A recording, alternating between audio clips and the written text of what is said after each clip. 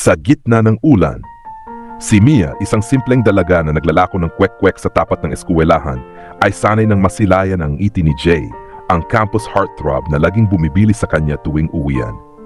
Isa lang ulit, biro ni Mia habang inaabot ang stick. Pag ikaw ang nag-abot, kulang pa ang isa, sagot ni Jay na may kasamang kindat.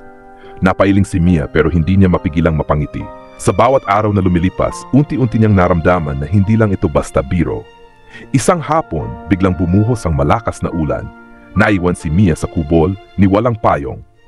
Nagmamadaling lumapit si Jay, basang-basa, hawak ang dalawang payong. "Bakit dalawa yan?" tanong ni Mia. "Yung isa, matagal ko nang gustong ialok sa iyo. Hindi lang payong to, Mia. Sana payagan mo rin ako maging silong mo, kahit minsan." Tumigil si Mia, napatingin sa kanya. Sa unang pagkakataon, nakita niya ang seryosong mata ni Jay. Wala ang biro, wala ang pa-cute. Totoo. Hinawakan niya ang payong at dahan-dahang ngumiti. "Kung ganun, sana kahit umaraw man o umulan, huwag mo akong iiwan."